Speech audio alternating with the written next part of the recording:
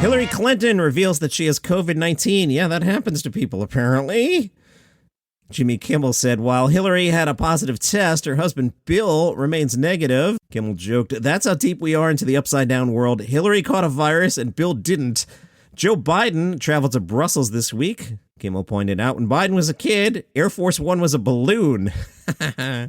Hey, you guys know what today is, right? Amy Schumer is hosting the Oscars for some reason. Yeah, I'm planning on staying up late and adding a recap of sorts, at least a recap of the early part of the Oscars to tomorrow's episode. Curious to see how Amy does. USA Today caught up with Amy, who is, quotes, already happily proclaiming success. Schumer says, "I don't see how we can lose, honestly. We'll know we'll left it all out on the Oscar stage and that we did it.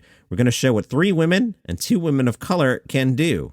Schumer's still hoping to get Ukrainian President Volodymyr Zelensky on the show. I haven't given up hope, but I think it would be a good move. I want to go to sleep that night knowing that I did my part in raising awareness to some of the horrible things going on, including what's happening in Florida and Texas. Wanda Sykes is not so sure this is going to happen, saying, "Zelensky's pretty busy. I don't know if he has time for a little movie show." Amy has joked that she's preparing for the Oscars by drinking, although she's not planning on imbibing during the show. "But I'm known to start celebrating too early." She says the hosts are planning to toast to a hopefully successful show directly after. Just the 3 hosts and a fancy bottle, even Opus One, if someone else is paying. If someone wants to sponsor us, we're up for that. Amy was on Ellen during the week and asked Ellen, because Ellen has hosted the awards twice previously, "Do you have any advice?" Amy said, "I'm not nervous, because I think that's what stand-up does to you." Ellen's advice? Have fun. Gee, thanks, Ellen. Unheard.com, your home for comedy news, did an analysis of the Joe Rogan audience. They said Fox News is the most watched cable news channel in America. However, the channel would lose its top spot if the Joe Rogan Experience was included on the chart.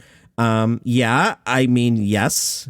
If we included a Joe Rogan podcast as a news channel, it would beat it. Also, if we include the NFL as a news channel, the NFL would be the #1 news channel in America. So I don't know what the point is here. But Unheard.com points out Rogan has an audience of estimated around 11 million folks. The research shows that audience is heavily male. No shocker there. 72% of the avid fans are men compared to just 42% of non-fans being men. What is that stat? Isn't the population like slightly more women than men, like 50 point something to 49 point something? No? Yes? The audience is also young. 46% of the avid fans are aged between 18 and 34, and a further 23% between 35 and 44. Though Joe Rogan rejects right and left labels for himself, his audience leans right, with 46% of his avid fans identifying as Republicans and just 23% as Democrats. Willamette Weekly has done a series about Portland's Funniest Five. I'll pick at this over the next few days. They say Funniest Five, an annual poll in which members of Portland's comedy community vote for the funniest among them. One of them, Noah Watson. And they write, in case you're wondering, no, Noah Watson's parents have not seen the bit he does about them having sex. He'd rather you not mention it to him. Watson's first time on stage doing comedy was in high school for a final project for an English class. It went well, but he wouldn't perform again for years, not because he didn't want to. He didn't know how to go about it. He said, "I didn't know what open mics were. I thought if you're funny, somebody made you famous, and then you talked for an hour. I used to watch Bill Cosby tapes back to back and rewind them and start them over. I grew up conservative and Christian, so I think the stuff I wasn't supposed to be listening to was the funny stuff that got to me. The first bit I did was 7 minutes long, and I'd written the whole thing out like a script. I was talking about bestiality. I made the bartender uncomfortable." The whole first year of doing comedy is humiliating yourself over and over. You got to break down your ego and any idea that you have anything important to say, because you find out really quick that nobody cares about what you have to say. Your job is to be funny. It's the hardest thing ever. I had to learn about laughs per minute. I used to have really long pauses and drag my feet a lot. I think anything that happens that makes you have to work harder to feel like you're doing a good job is good for creativity. Inside Hook caught up with Miss Pat. There is a fan of the show who is on Instagram. You know who you are. Yes, you, who is in my ear that I watch Miss Pat's special on Netflix. Supposedly is awesome.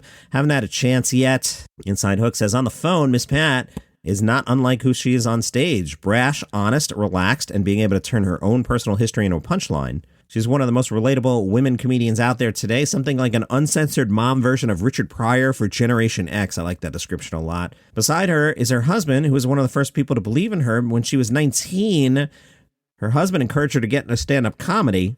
Miss Pat has a interesting history. At the age of 15, she was already the mother of two, selling drugs on the street before getting arrested multiple times. At one point, she was homeless.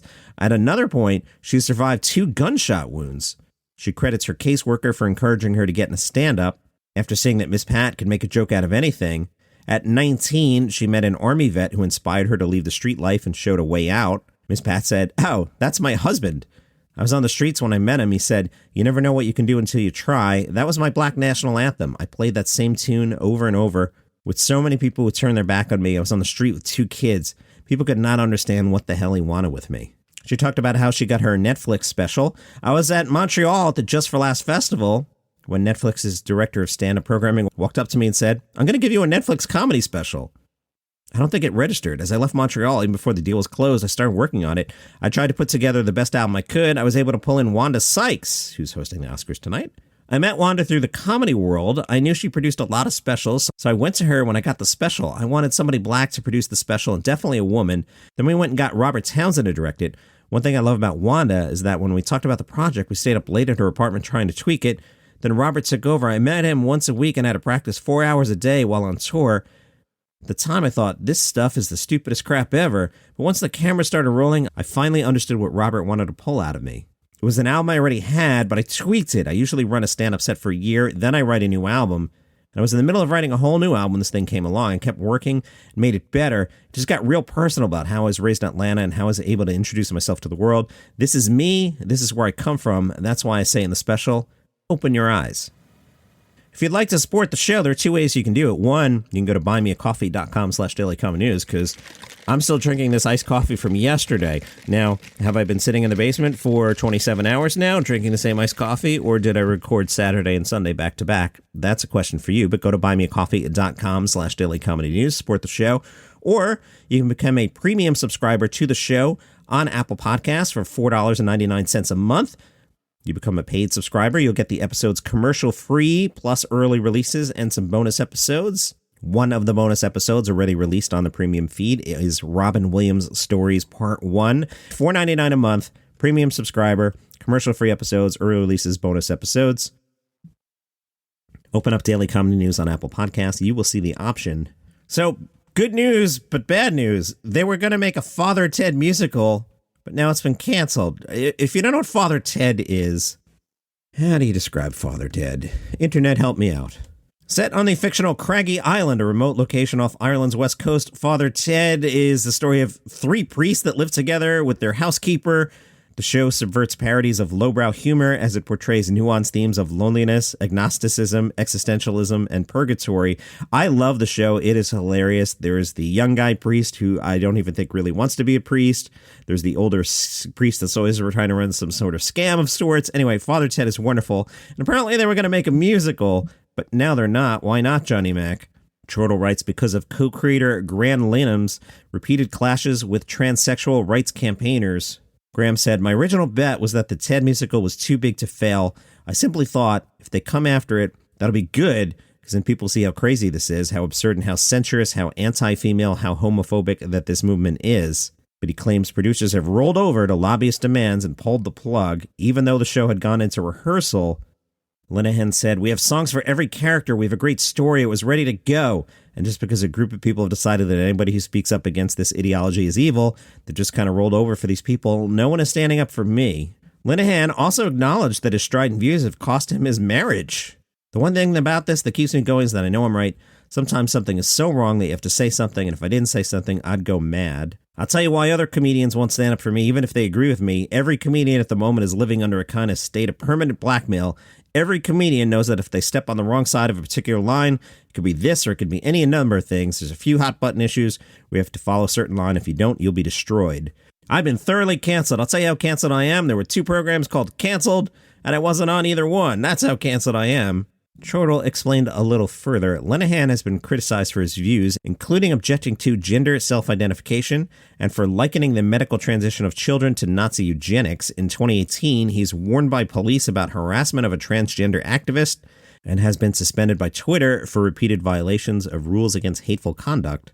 Heavy topic there. I'm personally disappointed we will not get a Father Ted musical. So let's shake all that heavy stuff off and let's catch up with Piff the Magic Dragon, Who's that? Well, the VC report explains Piff isn't your ordinary dragon.